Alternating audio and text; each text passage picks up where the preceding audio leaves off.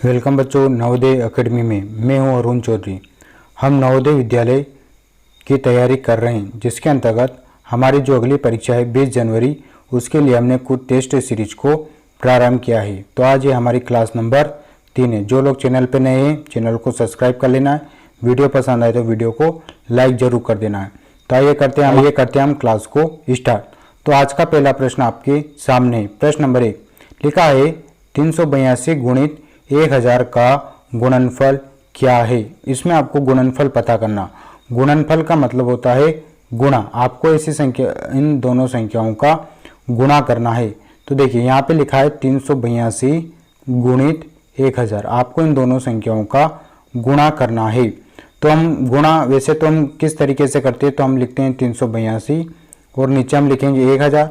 फिर हम क्या करेंगे, एक एक संख्याओं का गुणा करेंगे, इस प्रकार करते हैं। लेकिन अगर आपके सामने यदि किसी संख्या 1000, 100, ठीक है, 10, 100, 1000 या आपसे 10,000, 1,00,000 इस प्रकार की संख्याओं का गुणा करना है, तो वो हमारे लिए आसान हो सकता है। कैसे, देखिए यहाँ पे अभी आपके सामने 382 दे रखा है, गुणित 1000 दे रखा है। तो आपको क्या करना है, ये जो एक है इसका गुणा इस पूरी संख्या में हम करेंगे।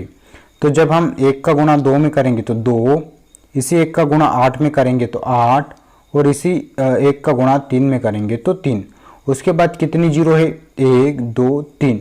तो हम यहाँ पे क्या कर देंगे, 3 जीरो को लगा देंगे। तो इससे हमारा क्या हो जाएगा, डायरेक्ट उत्तर हो जाएगा 3,82,000। तो कौन सा विकल्प आ रहा है, विकल्प नंबर सी इसका बिल्कुल सही आंसर आ रहा है। जिन बच्चों ने विकल्प नंबर सी बताया है उनका बिल्कुल सही आंसर है। आपको अपने आंसर को कमेंट बॉक्स में बताते हुए चलना है।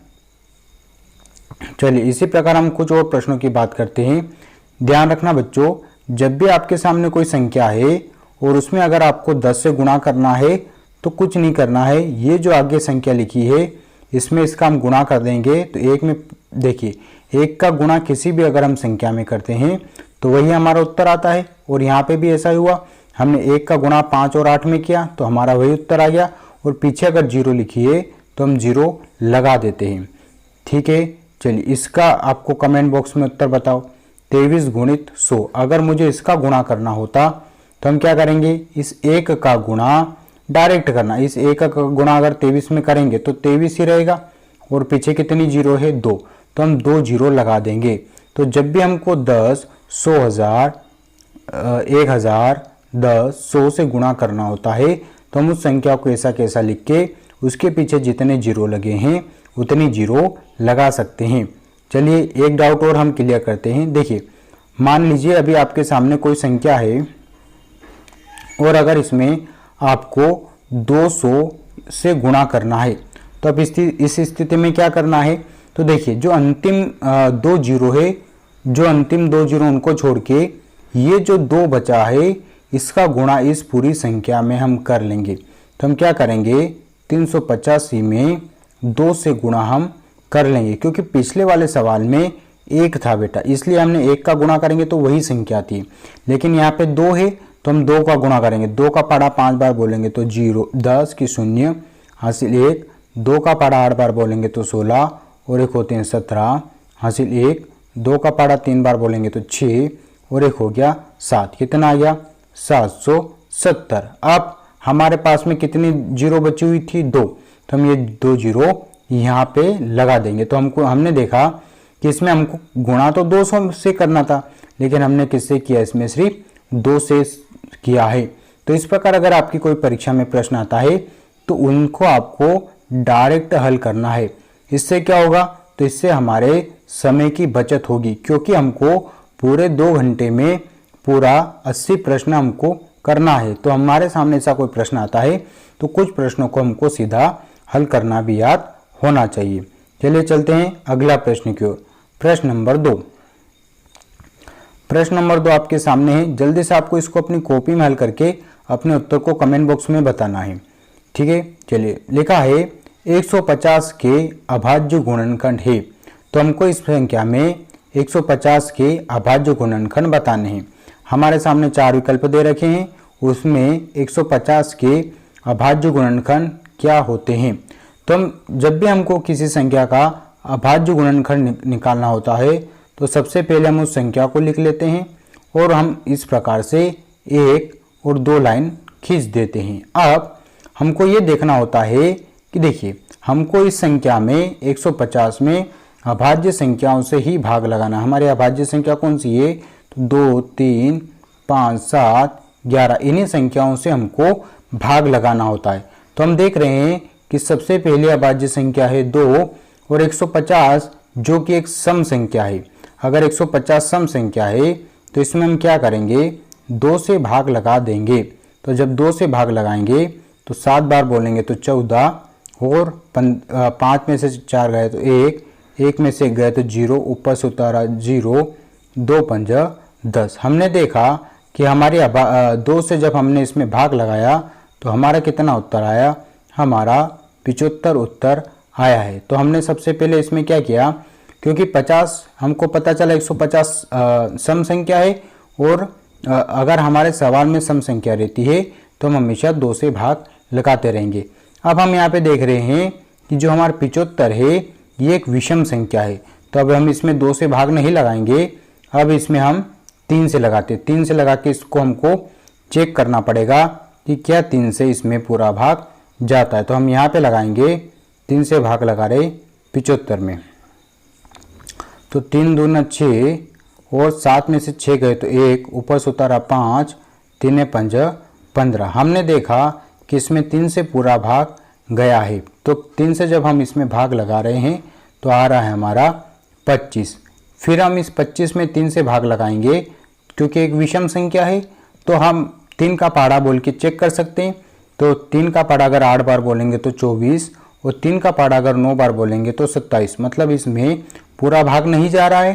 तो अब हम क्या करेंगे? 3 के बाद अगली अभाज्य संख्या हमारी है 5। अब हम इसमें 5 से लगाएंगे तो 5 का पाड़ा अगर हम 5 बार बोलेंगे तो हमारे कितनी बार चला जाएगा?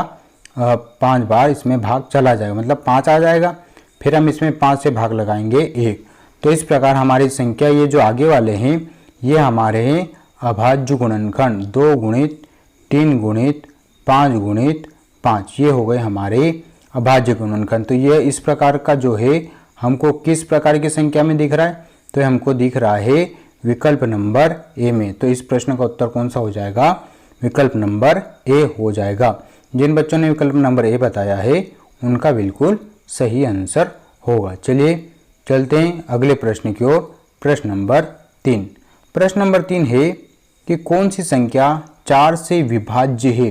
तो विभाज्य का मतलब होगा उसमें पूरा भाग चला जाता हो। जिस संख्या में भी पूरा भाग चला जाएगा उसको हम बोलेंगे 4 से विभाज्य।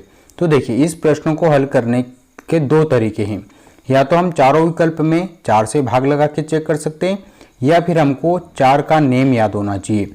4 से विभाज्य का नेम है कि अगर अंतिम 2 संख्याओं में 4 से भाग जाता है तो उस संख्या में भी 4 से भाग जाता है। हम ये मान के चलते कि हमको ये नेम याद नहीं है, तो हम भाग लगाएंगे सबसे पहले वाले विकल्प में। तो हम सबसे पहले भाग लगाएंगे 4 से विभाज्य का मतलब किसमें 4 से भाग जाएगा? तो 4 एकम 4, 4 में से 4 गए तो 0। अब हमको ऊपर से 1 अंक उतारते हैं भाग के सवाल में। 4 दूना 8, 8 में से 8 गए तो 0, ऊपर से उतारा 6, 4 एकम 4 और बच गया हमारा 2। मतलब ये 4 से विभाज्य नहीं है। क्यों? क्योंकि इसमें 2 शेषफल बच रहे हैं, तो ये तो हमारी क्या हो जाएगी? 4 से विभाज्य नहीं होगी। तो हम अगली संख्या लेते हैं। अगली संख्या हमारी क्या है? 678। अब हम क्या करेंगे? 678 में 4 से भाग लगा के इसको हम चेक करने वाले, क्या इसमें 4 से भाग जा रहा है? ठीक है, तो 4 एकम 4, 6 में से 4 गए तो 2, ऊपर से उतारे 7, 6 बार बोलेंगे 4 का पाड़ा तो 24, और 27 में से 24 गए तो 3, ऊपर से उतारा 8 और 9 बार बोलेंगे तो 36। तो हमारा शेषफल अभी भी क्या बच रहा है? 2। मतलब इसमें भी क्या जा रहा है? पूरा भाग नहीं जा रहा। पूरा भाग का मतलब होता है कि हमारे पास में जो शेषफल है वो क्या आना चाहिए? 0 आना चाहिए। मतलब कुछ भी इसमें हमको शेषफल नहीं बचना चाहिए। तो हमारा जो विकल्प नंबर है ये भी हमारा गलत है क्योंकि इसमें भी क्या हो रहा है, 4 से पूरा भाग नहीं जा रहा है। तो अब विकल्प नंबर सी की ओर चलते हैं। विकल्प नंबर सी है 3024। तो अब 3024 में हम क्या करेंगे, फिर से हमारा वही काम है, हम 4 से इसमें भाग लगाएंगे। देखिए 3 जो है वो छोटा है तो हमको यहाँ पे 2 अंक लेना पड़ेगा। तो 4 का पहाड़ा बोल के 30 या 30 से हमको कम लाना है, तो 7 बार बोलेंगे तो आएगा हमारा 28। और अगर इसकी 2 है, 10 है, 10 में से 8 गए तो 2, 0 ऊपर से उतारा 2 और 4 पंजे हो गया हमारा 20। तो ये इसको घटाएंगे तो 2 में से 2 गया तो 0, ऊपर से उतारा 4 6 बार बोलेंगे तो हमारा 24 आ जाएगा और ये गया 0। मतलब शेषफल यहाँ पे देख पा रहे हैं कि जो हमारा शेषफल है वो कैसा है, तो हमारा जो शेषफल है वो 0 0 है। तो हमारा इससे 4 से पूरा भाग चला गया। विभाज्य का मतलब होगा पूरा भाग का मतलब होगा शेषफल क्या होना चाहिए हमारा 0 0। तो हमारा कौन सा उत्तर आ जाएगा, हमारा विकल्प नंबर सी इसका बिल्कुल सही आंसर हो जाएगा। तो जिन बच्चों ने विकल्प नंबर सी बताया है उनका बिल्कुल सही आंसर होगा। चलिए चलते हैं अगले प्रश्न की ओर। प्रश्न नंबर 4। प्रश्न नंबर 4 है 8 मिनट में कितने सेकंड होते हैं। इसने यहाँ पे मिनट दे रखा है और इसको हमको सेकंड में बदलना। तो देखिए हमको पता होना चाहिए कि 1 मिनट में 60 सेकंड होते हैं। अगर हमको 1 का नहीं पता है तो हम अधिक का नहीं निकाल सकते हैं। तो 1 मिनट में 60 सेकंड होते हैं और जब 1 मिनट में 60 सेकंड होते हैं और 1 का पता है हमको और अधिक का निकालना है, कितने का, 8 मिनट का निकालना है, तो हम क्या करेंगे 60 में 8 का गुणा कर देंगे। तो अगर हम 60 में 8 का गुणा करते हैं तो हमारा क्या आ जाएगा, उत्तर आ जाएगा। तो 8 में 0 का गुणा करेंगे तो 0, 8 में 6 का गुणा करेंगे तो 48। तो कितना आ गया हमारा उत्तर 480 सेकेंड। मतलब 8 मिनट में कितने सेकेंड होते हैं, तो 8 मिनट में 480 सेकेंड होते हैं। कौन सा विकल्प आ गया, विकल्प नंबर सी इसका बिल्कुल सही आंसर है। ठीक है, जिन बच्चों ने विकल्प नंबर सी बताया है उनका बिल्कुल सही उत्तर होगा। चलिए चलते हैं अगले प्रश्न। प्रश्न नंबर 5। प्रश्न नंबर 5 है एक वस्तु का मूल्य 4563 रुपये है तो 12 वस्तुओं का मूल्य क्या होगा। देखिए यहाँ पे आपको एक वस्तु का मूल्य दे रखा है। अगर आप एक वस्तु खरीदेंगे, कुछ भी एक वस्तु हो सकती है, तो उसकी कीमत यहाँ पे दे रखी है 4563। अब ये एक वस्तु खरीद रहे तो 4563, तो उसने पूछा है 12 वस्तुओं का मूल्य क्या होगा। मतलब एक का मूल्य दे रखा है और अधिक का पूछा है। ठीक है, एक वस्तु का मूल्य हमारे सामने 4563 और 12 वस्तुओं का मूल्य क्या होगा। तो जब भी हमारे सामने एक वस्तु का मूल्य पता हो और ज़्यादा वस्तुओं का हमको मूल्य पता करना हो तो हम हमेशा गुणा करते हैं। तो हम अगर इसमें गुणा करेंगे तो हमारा उत्तर आ जाएगा। तो पहले हम क्या करते हैं, पहले हम एक एक अंक का गुणा करेंगे। तो पहले 2 का गुणा 3 में करेंगे तो 6, ठीक है, फिर 2 का गुणा 6 में करेंगे तो 12 हासिल 1, 2 का गुणा 5 में करेंगे तो 10 और 1 11 हासिल 1, और 2 का गुणा 4 में करेंगे तो 8 और 1 9। तो ये हमने इस 2 का गुणा कर दिया। तो गुणा जब भी हम कर देते हैं तो एक क्रॉस लगा देते हैं। फिर हम 1 का पहाड़ा 3 बार बोलेंगे तो 3। अब हमको 1 का गुणा करना है और जब भी हमको संख्या में 1 का गुणा करना तो हम उसको ऐसा कैसा लिख देंगे। 1 का पहाड़ा 6 बार बोलेंगे तो 6, 1 का पहाड़ा 5 बार बोलेंगे तो 5 और 1 का पहाड़ा 4 बार बोलेंगे तो 4। तो अब हम इसको क्या करेंगे, जोड़ते हैं। तो 6 और क्रॉस को अगर हमने जोड़ा तो 6, 2 और 3 को अगर हमने जोड़ा तो 5, 6 और 1 को जोड़ा तो 7, 9 और 5 को जोड़ा तो 14 के 4 हासिल 1, 4 और 1 5। तो हमारा कितना आ गया 54,756। कौन सा विकल्प है, विकल्प नंबर डी इसका बिल्कुल सही आंसर होगा। ठीक है, तो हमने गुणा क्यों किया, क्योंकि एक वस्तु का मूल्य दे रखा था और अधिक का हमसे पूछा था। चलिए अगले प्रश्न की ओर। प्रश्न नंबर 6। प्रश्न नंबर 6 में दे रखा है, देखिए इसमें हिंदी में कुछ नहीं दे रखा है। इसने यहाँ पे लिख रखा है 4.66 प्लस 6.678 प्लस 0.6। तो आपको इसमें क्या करना है, दशमलव की जो संख्या दे रखी है उनको जोड़ना। ये कैसे पता चला, इस चिन्ह को हमको देख के पता चला कि हमको दशमलव का क्या करना है, इसमें हमको दशमलव का जोड़ करना है। तो दशमलव को जोड़ने का हमारा कुछ नियम है, जिसमें हम सबसे पहले क्या करते हैं, सबसे पहली वाली संख्या को ऐसा कैसा लिखते हैं। पहली वाली संख्या को ऐसा कैसा लिख दिया है। जब हमको इस संख्या को लिखना होता है तो हम सबसे पहले दशमलव के नीचे दशमलव, इसके आगे 6, 6, 7 और 8 ये लिख दिया। अगली संख्या में हमको दशमलव, 0 और 6। अब हम इन सभी को क्या कर देंगे, जोड़ देंगे, क्योंकि सभी के बीच में काय का चिन्ह है, प्लस का। इसके ऊपर नीचे कुछ नहीं तो 8, यहाँ पे 6 और 7 है, तो 6 और 7 को अगर हम जोड़ेंगे तो 13 हासिल 1, 6 और 1 7, 7 और 6 13, 13 और 6 19 हासिल 1। देखिए अगर इस प्रकार कोई हासिल आता तो उसको हम यहाँ पे लगा सकते हैं, लेकिन आपको उत्तर में दशमलव के नीचे दशमलव होना चाहिए। 4 में 1 जोड़ेंगे तो 5 और 5 में 6 को जोड़ेंगे तो 11। तो हमारा उत्तर आ गया 11.938। तो हम उत्तर देखेंगे कि हमारा कौन सा विकल्प है, विकल्प नंबर सी इसका बिल्कुल सही आंसर होगा, 11.938। ठीक है, चलिए अगला प्रश्न की ओर चलते हैं। सवाल में हमारे दे रखा सवाल नंबर 7, इसमें दे रखा है 12 और 16 के उभयनिष्ठ गुणनखंड कौन कौन से होगी। तो उभयनिष्ठ को हम बाद में समझेंगे, सबसे पहले हम गुणनखंड निकालेंगे। तो सबसे पहले हम 12 के निकालेंगे। तो 12 में कौन कौन सी संख्या से भाग जाता, तो 1 से जाता है, 2 से जाता है, 3 से जाता है, 4 से जाता है, 6 से जाता है और 12 से जाता है। ये वो संख्या है जिससे 12 में पूरा भाग जाता है। अब 16 के उभयनिष्ठ गुणनखंड लिखेंगे। 16 से कौन कौन सी संख्या में भाग जाता है, तो 1 से, 2 से, 4 से, 8 से और 16 से इसमें पूरा भाग जाता है। अब यहाँ पे एक शब्द लिखा हुआ है उभयनिष्ठ। उभयनिष्ठ का मतलब होगा कॉमन। इन दोनों में क्या समान है, तो इन दोनों में समान है हमारा 1, इन दोनों में समान है हमारा 2 और इन दोनों में समान है हमारा 4। तो हमारे उभयनिष्ठ गुणनखंड कौन कौन से हो गए इन दोनों के, 1, 2, 4। तो कौन सा विकल्प हो रहा हमारा, विकल्प नंबर सी इसका बिल्कुल सही आंसर है। जिन बच्चों ने विकल्प नंबर सी बताया है उनका बिल्कुल सही आंसर होगा। ठीक है, चलिए चलते हैं अगले प्रश्न की ओर। नंबर 8 है 2/5 प्लस 8/5 को सरल कीजिए। तो देखिए हमारे सामने भिन्न की संख्या है 2/5 प्लस 8/5।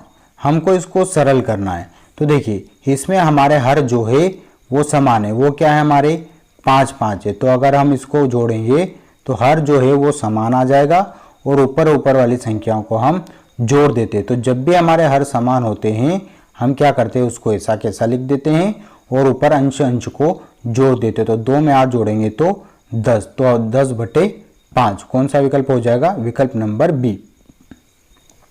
इसमें ऐसा लिखा हुआ है 10/5, तो इसका मतलब भी यही होता है 10/5। तो हमारा कौन सा उत्तर हो जाएगा, विकल्प नंबर बी इसका सही उत्तर हो जाएगा। अगले प्रश्न को चलते हैं, सवाल नंबर 9। सवाल नंबर 9 है कुछ संख्या दे रखी है और बोला है इनको शब्दों में हमको लिखना है। तो जब भी हमने समझ रखा है कि जब भी हमको किसी संख्या को शब्दों में लिखना है हम क्या करेंगे, 4 डिब्बे बना लेंगे। इसमें सबसे आखिरी वाली संख्या जो है उसमें कितने अंक आएंगे, उसमें हमारे 3 अंक आते हैं। तो इसमें 3 अंक कौन कौन से, तो इसमें 0, 0, 2, फिर 2 अंक 0, 2, फिर 2 अंक 0, 2 और 2। अब हमको इसको पढ़ना है। तो ये करोड़ में है तो इसको हम पढ़ेंगे 2 करोड़ 2 लाख 2002। तो हमारा उत्तर हो जाएगा 2 करोड़ 2 लाख 2002। विकल्प नंबर सी इसका बिल्कुल सही आंसर हो जाएगा। जिन बच्चों ने विकल्प नंबर सी बताया है उनका बिल्कुल सही उत्तर होगा। चलिए अगले प्रश्न की ओर चलते हैं। सवाल नंबर 10, 1 हेक्टोमीटर में कितने डेसीमीटर होते हैं। 1 हेक्टोमीटर का उसने पूछा हमको कि ये जो हेक्टोमीटर है इसको हमको डेसीमीटर में बदलना है। तो हमने सीख रखा है कि ये जो हेक्टो है, हेक्टो के बाद में हमको ऊपर जाना है। अगर हम ऊपर की ओर जा रहे हैं तो डेसीमीटर तक हमको गिनना है। तो हेक्टो, फिर डेका, फिर मीटर, फिर डेसीमीटर, मतलब 1 लगा के कितने जीरो आ जाएंगे, 3 जीरो आ जाएंगे, तो ये हमारा हो जाएगा डेसीमीटर। तो कौन सा विकल्प आ जाएगा? विकल्प नंबर सी इसका बिल्कुल सही आंसर हो जाएगा कि 1 हेक्टोमीटर में 1000 डेसीमीटर होते हैं। ठीक है, तो आप सभी बच्चों के 10 प्रश्न कंप्लीट हो चुके हैं। तो आज की हमारी क्लास यहीं पे समाप्त होती है। जो लोग चैनल पे नए हैं चैनल को सब्सक्राइब कर लेना। वीडियो पसंद आए तो वीडियो को लाइक ज़रूर करना है और मिलते रहेंगे इसी प्रकार। मिलते हैं नेक्स्ट क्लास में, जब तक के लिए धन्यवाद।